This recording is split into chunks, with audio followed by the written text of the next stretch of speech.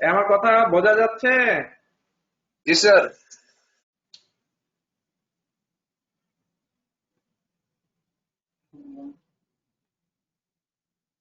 ঠিক আছে, তাহলে আমরা স্টার্ট করতেছি আজকের আমাদের টপিকস। হ্যাঁ, তো ট্যান্ডাইকুলিস ইনজুরিতে আমাদের হচ্ছে একটু অ্যানাটমিটা থেকেই শুরু করব, কারণ সাধারণত যখন আমরা পরীক্ষা শুরু করি তখন সরাসরি ক্লিনিক্যালি সালা ঢুকে যায় না, জাস্ট একটু বিগিনিং অ্যানাটমি গুলা আমাদেরকে জিজ্ঞেস করে যে আমরা মনে আছে কিনা বা এটা সম্পর্কে একটু বেসিক। হ্যাঁ, এটা হচ্ছে largest tendon of the body, originated from gastrocnemius and soleus muscle, এবং ইনসার্টেড হচ্ছে ক্যালকেনিয়াল টিউবারসিটিতে। ঠিক আছে, ছবিতে দেখতে পাচ্ছ তোমরা। ফিজিওলজি হচ্ছে রিমার্কেবল রেসপন্স টু স্ট্রেস। এটা স্ট্রেসের প্রতি রেসপন্স করে আমরা যে হাঁটাচলা করতেছি, দৌড়াচ্ছি, হ্যাঁ, এই স্ট্রেসটা সে বহন করতেছে। Exercise include increase in tendon diameter, তারপরে হচ্ছে inactivity causes tendon rapid atrophy, আর age related decrease in cell density and collagen. আর হচ্ছে ওল্ডার অ্যাথলেটস, যারা হচ্ছে বয়স্ক, হ্যাঁ, have higher injury susceptibility. Okay, বায়োমেকানিক্সটা কি? বায়োমেকানিক্স হচ্ছে গ্যাস্ট্রোকনেমিয়াস এবং সোলিয়াস দুইটা মিলেই হচ্ছে দুইটা মাসেলের, হ্যাঁ, থেকেই অরিজিন হচ্ছে ট্যান্ডোএকিলিসটা। ওকে, এটা তিনটা জয়েন্টের উপরে কাজ করে। হ্যাঁ, কি কি করে? জয়েন্টের উপরে কাজ করে। ফ্লেকশন অফ দা নি, ঠিক আছে, যখন গ্যাস্ট্রোকনেমিয়াস এন্ড সোলিয়াসের কন্ট্রাকশন হয় পেছন দিক থেকে, তখন নিয়ের ফ্লেকশন হয়। Plantar flexion of the tibiotalar joint, আর হচ্ছে supination of the subtalar joint. খুবই গুরুত্বপূর্ণ, খুবই ইম্পর্টেন্ট এই জিনিসটা। স্যাররা পরীক্ষার সময় মাস্ট ধরেই, হ্যাঁ, যে ট্যান্ডোএকিলিসের কি ফাংশন, কোন জয়েন্টের উপর কাজ করতেছে, কি ফাংশন। ট্যান্ডোএকিলিসের flexion of the knee, plantar flexion of the tibiotalar joint, আর হচ্ছে supination of the subtalar joint.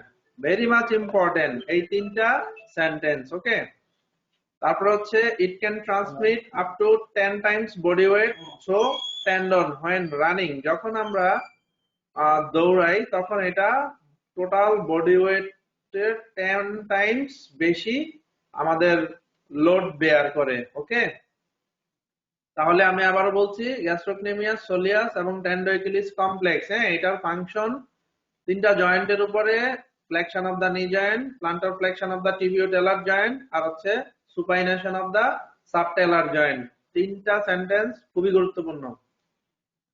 Risk factor, হ্যাঁ, যেমন রিক্রিয়েশনাল এথলেট যারা, বাস্কেটবল যারা খেলে, ভলিবল যারা খেলে, রাগবি যারা খেলে, সসার্স, হ্যাঁ, তারা হচ্ছে very much risky for injury of the tendo Achilles, এবং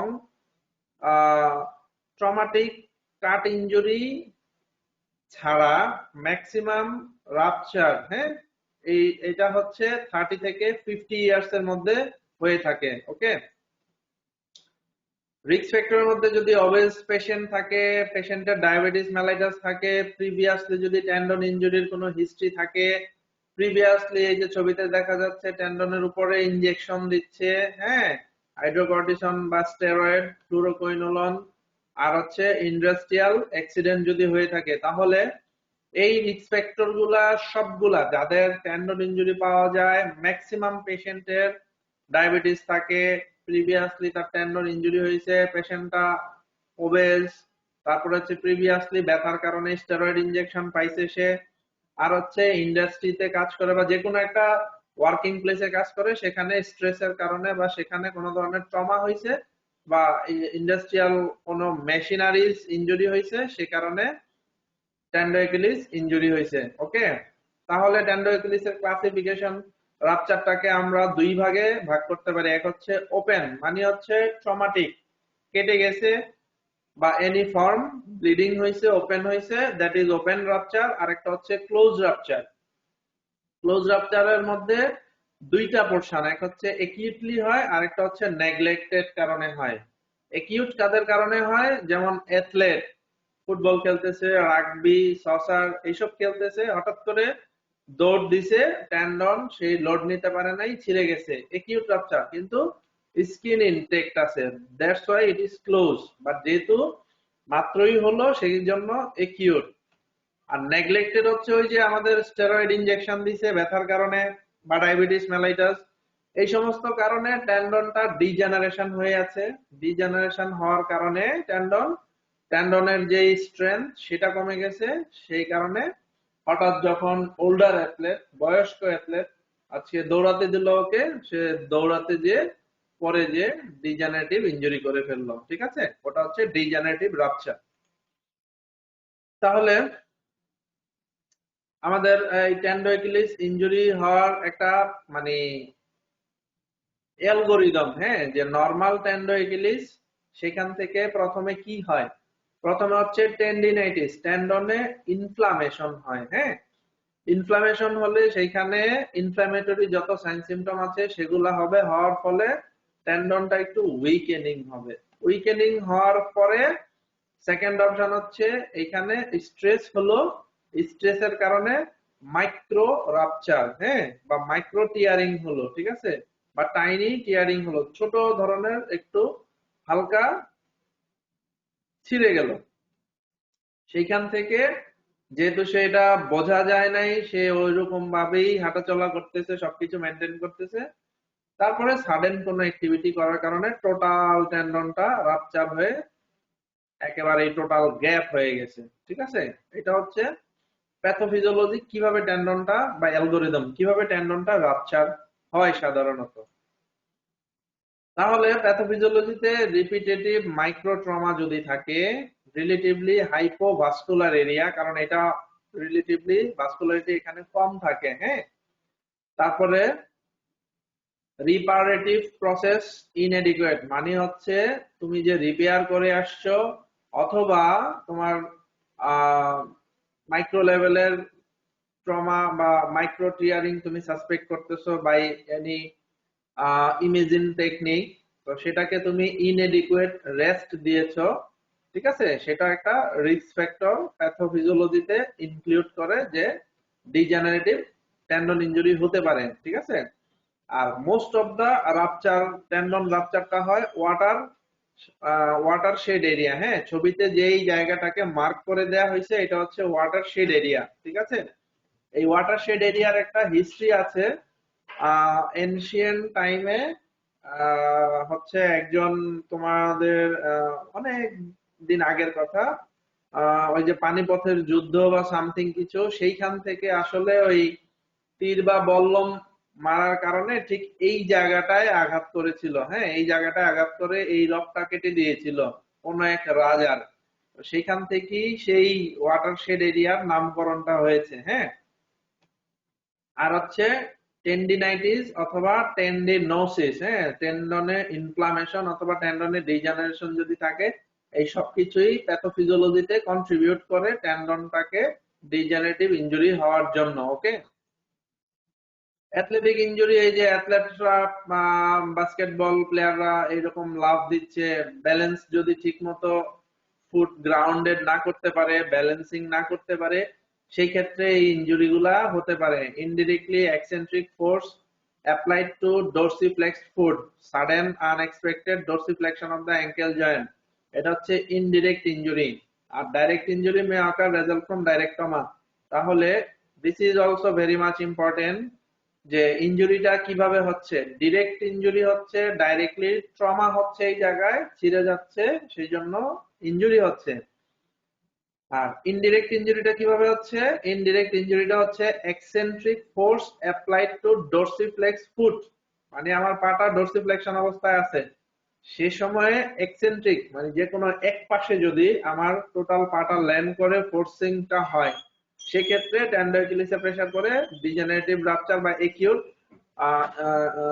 কি স্পোর্টস ইনজুরি রাপচার হতে পারে। আর হচ্ছে সাডেন আনএক্সপেক্টেড ডোরসিফ্লেকশন, সাডেনলি অপ্রস্তুত ভাবে কেউ যদি পাকে ডোরসিফ্লেকশন করে, এটা হতে পারে কেউ দুষ্টামি করে দিতে পারে, অথবা বসে আছো কেউ ভয় দেখাইলো, সাডেন দাঁড়ায়া দৌড় দেওয়ার প্রিপারেশন, হ্যাঁ, যেটার জন্য তুমি রেডি ছিল না, এই ধরনের যদি কন্ডিশন হয় তাহলে টেন্ডোএকিলিসের উপর প্রেসার আছে, এবং যদি সেখানে কোনো ধরনের আগে কোএক্সিস্টিং প্যাথোলজি থেকে থাকে, ইভেন না থাকলেও সেখানে রাপচার হওয়ার চান্স থাকে। ওকে, সো acute rupture ফিলিংটা কি? Feels like being kicked in the leg, মানে কেউ পায়ের মধ্যে পিছনে কিক করেছে। ফিলিং অফ সাডেন স্ন্যাপ, মানে হচ্ছে পায়ের গোড়ালির পেছনে সাডেনলি কি যেন একটা ছিঁড়ে গেছে, এরকম একটা ফিলিং হচ্ছে কাফ মাসেলের মধ্যে। হ্যাঁ, সাথে সাথে ফলোড বাই সিভিয়ার পেইন, আর হচ্ছে ওয়াক উইথ লিম্ব, মানে হাঁটা চলা। এখন এই কন্ডিশন ফিল করার পরে সে হাঁটাচলা করতেছে, হাঁটতে পারতেছে না, সে খোঁড়াচ্ছে। হ্যাঁ, আনএবল টু রান, দৌড়াতে পারছে না। ক্লাইম্বিং স্টেয়ার্স, সিঁড়ি বেয়ে উঠতে পারছে না। ওকে, তারপর হচ্ছে স্ট্যান্ড অন দা টোজ, মানে হচ্ছে কি আঙ্গুলের উপর ভর দিয়ে দাঁড়াতে পারতেছে না। And loss of plantar flexion power, ফুটের যে প্ল্যান্টার ফ্লেকশন সেটা পাচ্ছে না। So this is the clinical feature যেগুলো আমরা পেশেন্টের মধ্যে পাই হিস্ট্রিতে। হ্যাঁ, পেশেন্ট এসে আমাদেরকে এই সিমটম গুলা বলেন। ছবিতে আমরা দেখাচ্ছি যে সোয়েলিং হয়ে নোডুলার ফরমেশন হয়ে গেছে due to thickening and calcification. X ray করলে ক্যালসিফিকেশন পাওয়া যায় টেন্ডোএকিলিসের উপরে, আর হচ্ছে ক্রিপিটেশন পাওয়া যায় along the tendon sheath. Crepitation মানে হচ্ছে যদি টেন্ডন শীথে কোনো ধরনের কালেকশন বা ইডেমাটাস ফ্লুইড থাকে সেক্ষেত্রে হতে পারে। ঠিক আছে, আর এটা হচ্ছে কমপ্লিট টিয়ার যদি হয়। আর পার্শিয়াল টিয়ার যদি হয় তাহলে এখানে অ্যারো চিহ্ন দিয়ে দেওয়া হয়েছে ফিউজিফর্ম সোয়েলিং। ঠিক আছে, একটা ফিউজিফর্ম সোয়েলিং হয়ে থাকলে সেখানে আমরা বুঝতে পারি যে সেটা হচ্ছে পার্শিয়াল টিয়ার হয়েছে। ওকে, ফিজিক্যাল এক্সামিনেশনে দেখো আমরা পেশেন্টকে কি দেখা যাচ্ছে অন এক্সামিনেশন। হ্যাঁ, পেশেন্ট হচ্ছে আমরা প্রোন পজিশনে পেশেন্টের পা গুলা বেডের একেবারেই এজের মধ্যে রাখবো। হ্যাঁ, অন লুক দেখা যাচ্ছে নরমাল টেন্ডোএকিলিস সেটা কন্টিনিউশনের মধ্যে আছে, পায়ের কন্ডিশন সেটা।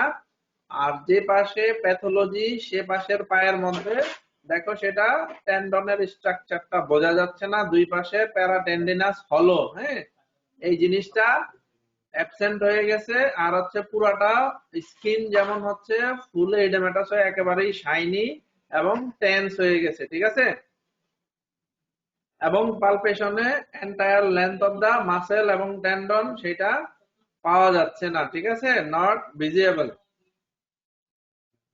আর আমরা হচ্ছে দুইটা টেস্ট করে থাকি, একটা হচ্ছে হাইপার ডোরসিফ্লেকশন সাইন। পেশেন্টের প্রোন পজিশনে নি জয়েন্টটাকে 90 ডিগ্রি ফ্লেক্স করব। ফ্লেক্স করার পরে আমরা হচ্ছে with the patient prone 90 degree flex, maximum passive dorsiflexion of the both feet may reveals excessive dorsiflexion of the affected leg. ঠিক আছে, আর নেইল ওব্রায়েন টেস্ট এটা আসলে বই পুস্তকের কথা, কিন্তু আমরা সেটা করি না। এটা হচ্ছে একটা নিডেল দিয়ে সেখানে আমরা ইনসার্ট করে দেখি কোন ধরনের নিডেলটা সরাসরি পাস হয়ে গেছে কিনা। যদি টেন্ডনের উপরে থাকে নিডেল দিলে পরে এটা ফিলিং যে ভিতরে কোনো কিছু রেজিস্ট করতেছে, আর যখন সেটা ছিঁড়ে যাবে নিডেলটা ভিতর দিয়ে সোজা চলে যাবে, কোনো কিছু রেজিস্ট করতেছে না। নেইল ওব্রায়েন্স টেস্ট এটা আমরা করি না, আমরা সাধারণত করি হচ্ছে ওই যে থমসন স্কুইজ টেস্ট বা হাইপারডক্সিফ্লেকশন, মানে নি জয়েন্টকে আমরা 90 ডিগ্রি ফ্লেক্স করে কাফ মাসেলে যখন আমরা স্কুইজ করব, নরমালি টেন্ডোএকিলিস ইনটেক থাকলে প্লান্টার ফ্লেকশনটা হবে, কিন্তু টেন্ডোএকিলিস যদি ইনটেক না থাকে তাহলে plantar flexion of the foot হবে না। হ্যাঁ, এটাই হচ্ছে আমাদের টেস্ট যেটা আমাদেরকে শর্ট কেসে বেড সাইডে করতে হয়। ঠিক আছে, আচ্ছা এক্সরে করলে আমরা কি বুঝতে পারি? এক্সরেতে যদি ক্যালকিনিয়াল যেখানে ইনসারশন ছিল সেখানে যদি কোনো ধরনের ওই অ্যাভালশন ইনজুরি থাকে তাহলে এরকম বনি একটা চিপ উঠে যাবে, অ্যাভালশন ইনজুরি সেটা বোঝা যায়। হ্যাঁ, তাছাড়া এক্সরেতে এই যে টেন্ডোএকিলিস পিছনেরটা আর সামনেরটা হচ্ছে ফ্লেক্সর হেলিসিস লঙ্গাস, এর মাঝখানে একটা ট্রায়াঙ্গেল থাকে। হ্যাঁ, এই ট্রায়াঙ্গেল কে বলা হয় ক্যাগারস ফ্যাট পেট। যখন ট্যান্ডোএকিলিস ইনজুরি থাকে তখন এই অ্যাঙ্গেলটা অবলিটারেটেড হয়ে যায়। হ্যাঁ, তাইলে অবলিটারেটেড হলে কেগার্স পেট সাইন অ্যাবসেন্ট থাকে, এটা আমরা এক্স-রে থেকে বুঝতে পারি। ওকে, আচ্ছা, আমরা যদি আলট্রাসোনোগ্রাফি করি সেক্ষেত্রে আলট্রাসোনোগ্রাফিতে আমরা কিছু জিনিস বুঝতে পারি যে এটা হচ্ছে আলট্রাসোনোগ্রাফিতে টেন্ডনের কন্টিনিউশনটা দেখা যাচ্ছে না। তারপরে হচ্ছে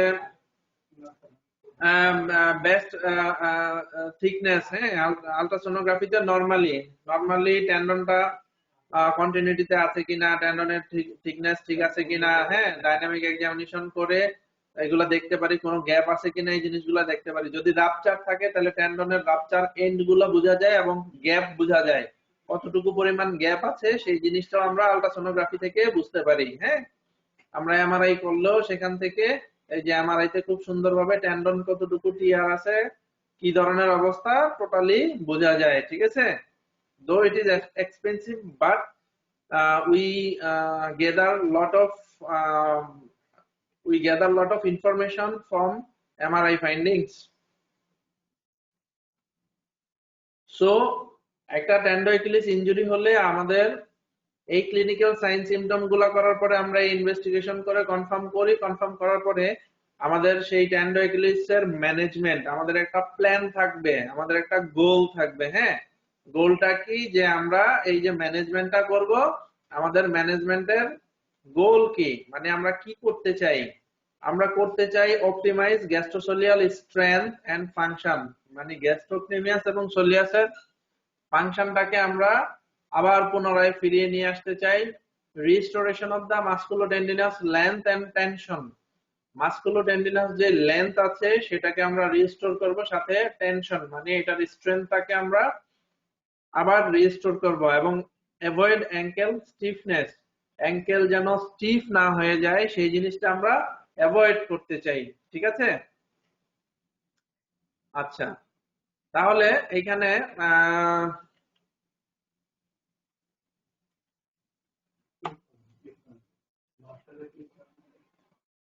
সো ম্যানেজমেন্টের ক্ষেত্রে আমাদের কন্ট্রোভার্সি আছে, কেউ কেউ বলে প্লাস্টার করে দিলেও হয়ে যায়, কেউ বলে অপারেশন লাগবে। তো আমরা হচ্ছে একিউট রাপচার যদি হয় সেই ক্ষেত্রে আমরা একটা চান্স নিতে পারি প্লাস্টারে। সাধারণত ডিরেক্ট রাপচার বা ডাইরেক্ট ইনজুরির কারণে যেগুলো হয়, ওপেন ইনজুরির কারণে হয়, সেগুলোর ট্রিটমেন্ট হচ্ছে অপারেটিভ ট্রিটমেন্ট, অপারেশন করে টেন্ডন রিপেয়ার বা রিকনস্ট্রাকশন করতে হবে।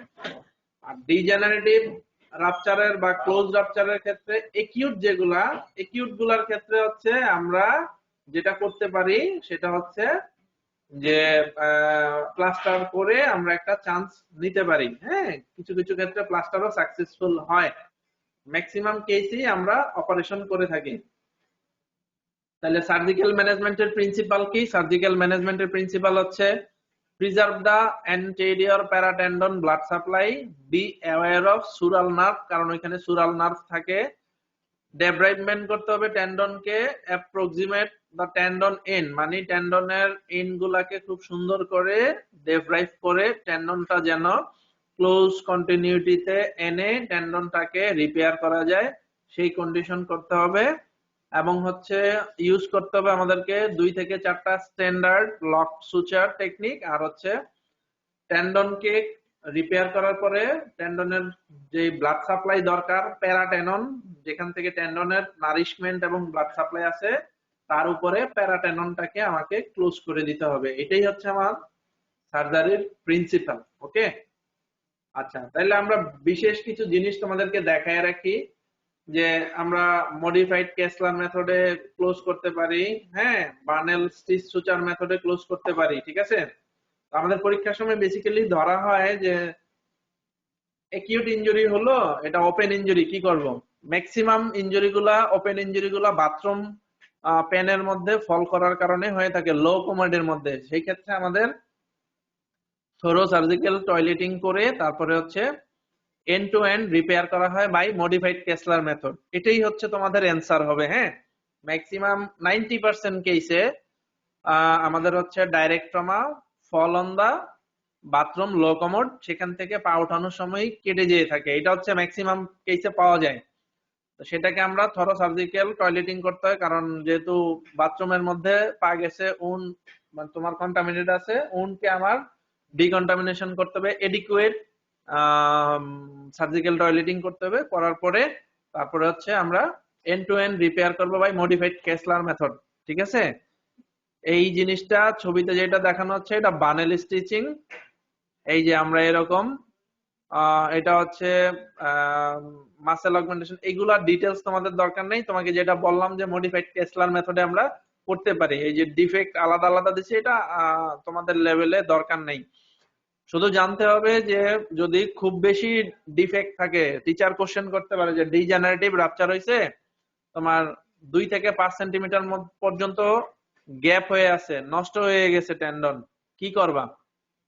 টেন্ডন তো এন্ড টু এন্ড আইনাম পারতেছো না, তখন হচ্ছে আমাদের বলতে হবে যে আমরা টেন্ডন ট্রান্সফার করব অন্য জায়গা থেকে, সেমিটেন্ডিনোসাস টেন্ডন অথবা ফ্লেক্সর হেলুসিস লঙ্গাস অথবা ফ্লেক্সর ডিজিটারম লঙ্গাস অথবা পেরোনিয়াস ব্রেভিস, এই 4টা টেন্ডন আমরা অন্য জায়গা থেকে এনে তারপরে টেন্ডো একিলিস ইনজুরির যে গ্যাপটা হয়েছে সেই টেন্ডনটাকে রিকনস্ট্রাকশন করতে পারি। Very very much important.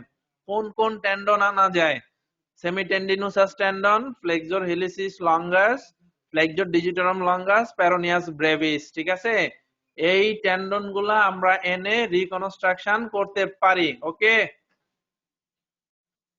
এই যে আমাদের একটা আল্ট্রাসোনো কেস, একটা ডিজেনারেটিভ রাপচার, এখানে একটা কাট ইনজুরি ছিল কিন্তু ওপেন ছিল না, আল্ট্রাসোনোতে এখানে টেন্ডন নাই, অনেকটুকু গ্যাপ দেখা যাচ্ছে। ঠিক আছে, এই যে ক্যালকেনিয়াম সিএল ক্যালকেনিয়াম, আর এটা হচ্ছে টেন্ডো একিলিস, অনেকটুকু গ্যাপ নাই। ঠিক আছে, রাপচার, এই যে ক্রনিক রাপচার হয়ে এই ছেঁড়া অংশ ফাইব্রাস টিস্যু দিয়ে অ্যাডহেরেন্ট হয়ে আছে।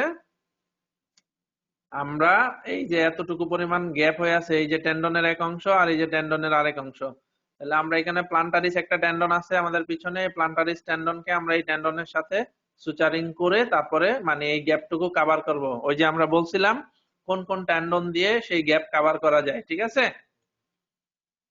সেমিটেন্ডিনোসাস টেন্ডন, এটা হচ্ছে নি জয়েন্টের অ্যান্টেরিয়র অ্যাসপেক্টে গাইরপস বলে একটা কথা পড়েছো তোমরা, এই গাইরপস এর উপরে সেমিটেন্ডিনোসাস টেন্ডন থাকে।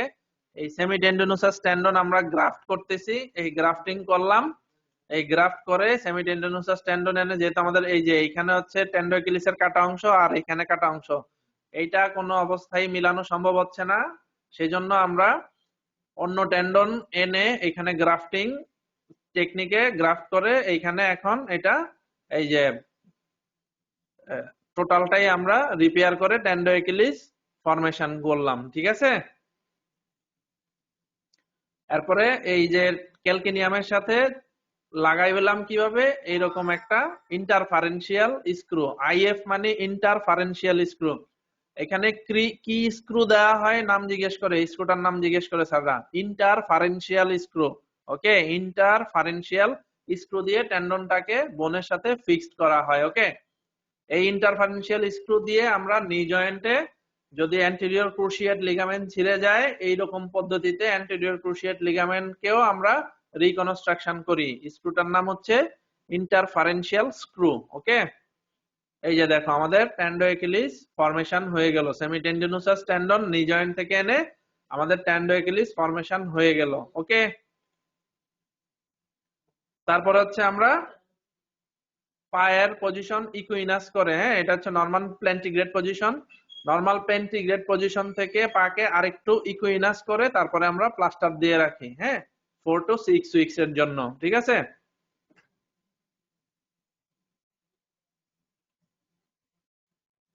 এগুলা তোমাদের দরকার নাই। এই যে ছবিতে দেখো ওপেন ইনজুরি, এটা হচ্ছে বাথরুমে পরে এই অবস্থা হয়েছে। হ্যাঁ, তাহলে ওপেন ইনজুরি যদি হয় আমাদেরকে এক্সটেন্সিভ উন্ড ডেব্রাইভ করতে হবে, উন্ড কেয়ার করতে হবে, এবং এই এত বড় উন্ড স্কিন টু স্কিন দেওয়া সম্ভব না, তখন আমাদেরকে প্লাস্টিক সার্জারি করে আগে উন্ডটাকে ক্লোজ করতে হবে, পরে টেন্ডন রিপেয়ার করতে হবে, অন্য জায়গা থেকে টেন্ডন কেটে এনে মানে টেন্ডন ট্রান্সফার করে টেন্ডনটাকে রিকনস্ট্রাকশন করতে হবে। পোস্ট অপারেটিভ কি কমপ্লিকেশন হইতে পারে? ডিপ ইনফেকশন হইতে পারে, ফিস্টুলা হইতে পারে, স্কিনের নেক্রোসিস হইতে পারে, স্কিন রাপচার হইতে পারে। ঠিক আছে, তাহলে আমরা আসলে কোনো সার্জনই চাই না সেকেন্ড টাইম এই রাপচার গুলাকে অপারেশন করার জন্য। ফার্স্ট টাইমে যা করব ফার্স্ট টাইমেই এবং পারফেক্টলি করতে হবে। ঠিক আছে, সো এই ইনজুরি প্রিভেনশন করার জন্য আমরা কি করতে পারি? ইনজুরি প্রিভেনশন করার জন্য আমরা যে কোনো ধরনের স্পোর্টস অ্যাক্টিভিটির আগে আমরা হচ্ছে স্ট্রেচিং অথবা রানিং করতে পারি, ওয়ার্ম আপ করে নিতে পারি এবং এডিকুয়েট রিহ্যাবিলিটেশন করে নিতে পারি। ঠিক আছে, তাহলে পেশেন্টের যে রিকভারি সেটা ডিপেন্ড করে বেসিক্যালি পেশেন্টের মোটিভেশনাল ফোকাস এবং তাদের পোস্ট ইনজুরি ডিজায়ারের উপর। ঠিক আছে, এই ভদ্রলোকের এই যে পায়ের এইখানে এই তীর দিয়ে ইনজুরি করা হয়েছে, এইটাই হচ্ছে ওয়াটারশেড লাইন, হ্যাঁ, যেটা যেখানে মোস্ট কমনলি ইনজুরি গুলা হয়ে থাকে। ঠিক আছে, so thank you all. Hello hello, তোমরা আছো জি স্যার। না ঘুমাই জি গেছো? স্যার। আসসালামু আলাইকুম স্যার।